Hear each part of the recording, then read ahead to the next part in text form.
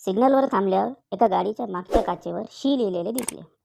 अर्थ विचारला तर म्हणाला, सगळे इंग्रजीत एल लिहितात, मी मराठीत लिहिले.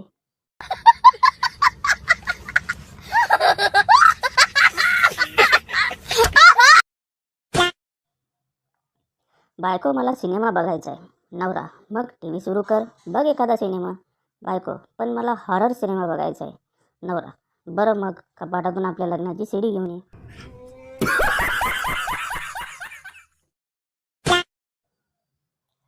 शेजाऱ्यांकडे लग्न होतं, आम्हाला बोलावणं नाही आलं, पण शांत बसण्याशिवाय पर्याय नव्हता. दूर गार्डनपाशी उभा राहून आत जाणारी माणसं मोजत बसलो. जसे 50 क्रॉस झाले तसा पोलिसांना फोन लावला.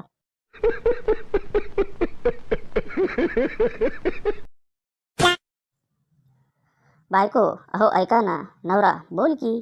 बायको, तुम्ही मूर्ख आहात की मी. नवरा, तू अतिशय हुशार आहेस, तुझी बुद्धी अतिशय तल्लख आहे, ही गोष्ट सगळेच जाणतात, त्यामुळे तू एखाद्या मूर्ख माणसाबरोबर लग्न करूच शकत नाही.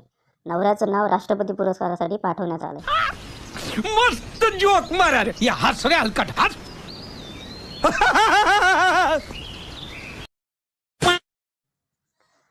नवरा, जरा डोकं दाबून देतेस का, खूप दुखतंय. बायको, हातात काम आहे माझ्या, थोड्या वेळाने देते दाबून. नवरा, बरं. बायको, लग्नाआधी कोण द्यायचं डोकं दाबून. नवरा, लग्नाआधी डोकेदुखी नव्हती.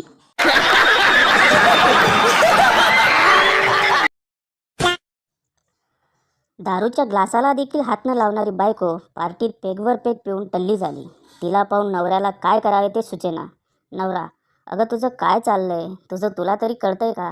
बायको, तू कोण आहेस रे. नवरा, वेड लागले का तुला, तुझ्या नवऱ्याला विसरलीस. बायको, दारू प्यायल्यानं माणूस सर्व दुःख विसरतो.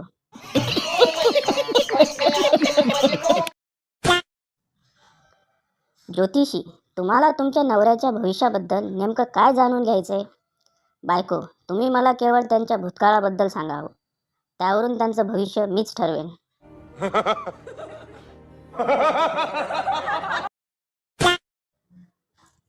एक साडी निवडण्यासाठी जर तुमची बायको संपूर्ण दुकान पालथे घालत असेल तर तुम्ही अभिमान बाळगला पाहिजे की तिने तुम्हाला निवडले.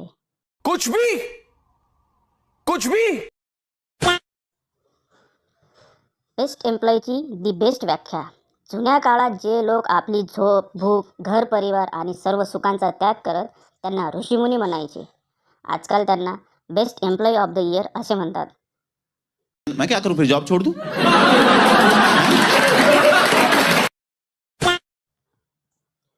नवरा, एखादी वस्तू ओढली की ती प्रसरण पावते. बायको, मग काय, साधं विज्ञान आहे ते, आकुंचन प्रसरण शिकले मी शाळेत.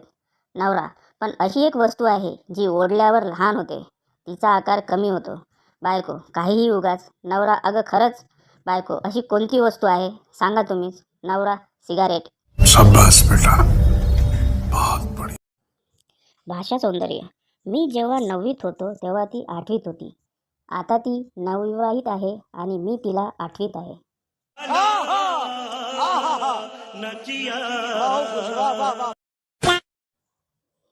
मुलाखत घेणारा अधिकारी, मी तुम्हाला या नोकरीसाठी का निवडावं. पुणेकर, आता तेही मीच सांगू.